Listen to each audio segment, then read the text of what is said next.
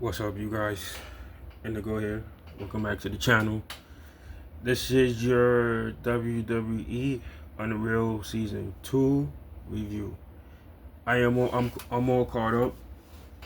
I caught up this morning, and I got a lot to say. Before I say anything, I am going to say Season 1 was 10 times better than this. This season, you can't say the business is exposed at this point because everybody knows it's a performance, so to speak. It's entertainment.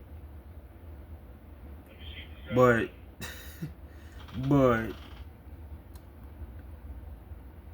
if this show was made like 25 years ago, even 30 years ago, the amount of content we would have gotten, holy shit.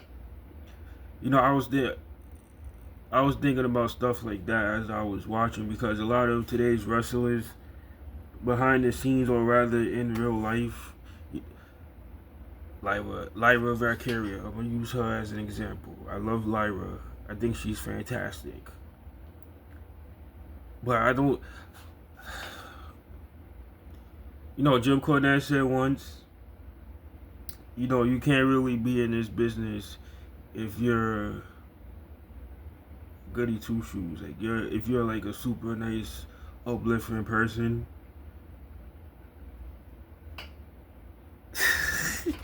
Because I say that to say, right?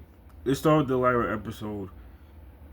She was very heavy on because she botched the spot, and she was very like apologetic towards the fans. The fans actually could literally see her apologizing. Stuff like that is like, do you want that to be shown? Do you really want stuff like that to be shown? Because the purpose of this show is to gain a new audience, or rather the casuals that start watching, to have them kind of come back and see what's going on currently. But that's not the case. Based on the ratings of this show, the main people that really watch it are us, the fans. Not so much a casual fan just scrolling through Netflix and they see Unreal. That's who WWE is targeting. But an episode like that is backfiring. R-Truth, right? The R-Truth episode. First of all, that's my favorite episode of the season.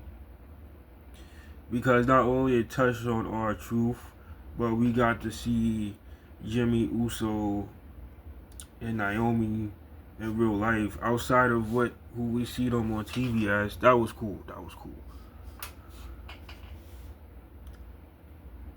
So the R-Truth situation, basically, what I got from it is that they was going to release him. They Triple H, he basically said, we got all we can out of this guy. There's really not much for him to do. We don't want to let him go because he's such a kind person, but business is business. They wanted him. They wanted to keep him, but not for the amount of money that he was requesting. So Triple H literally played the game. I'm not going to use him. Obviously, there's Nick Khan. Nick Khan is the person, that hires and fires people. Let's be real. I doubt Triple H had a say in certain people getting released. I mean, he obviously looks at the roster and be like, yo, this person is not really doing much. Why are we paying him? They wanted him to come back, but for less money, is what I'm saying, and that's what they got out of him. And looking at it right now, I think R-Truth kind of sees that as well, because this is the most I've seen him doing like outside. I love his music. I bump his music a lot. But this is the most I ever seen him really, like, he's really doing this. Well, he always been doing music since we first seen him, but now it's like he's really focused on that, and like he's kind of see the writing on the wall. Chelsea Green is another person that stood out in this season. You know, she's really good. She's a really good wrestler. You know, she's playing a comedy gimmick right now, but I know her from the indies. And when she was in the indies, she was a beast. Look look up her match with Penta. I think that's still on YouTube. Classic. I see her being a future women's champion. I'm not talking about the US belt, but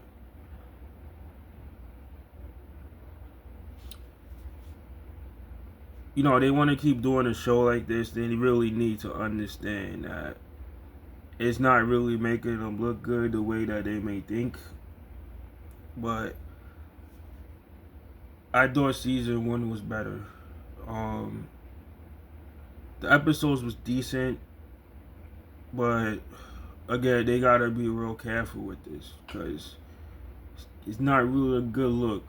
Some of the stuff that they do, and they're really putting corporate over our entertainment because these shows don't really feel like wrestling shows nowadays. But it is what it is, right?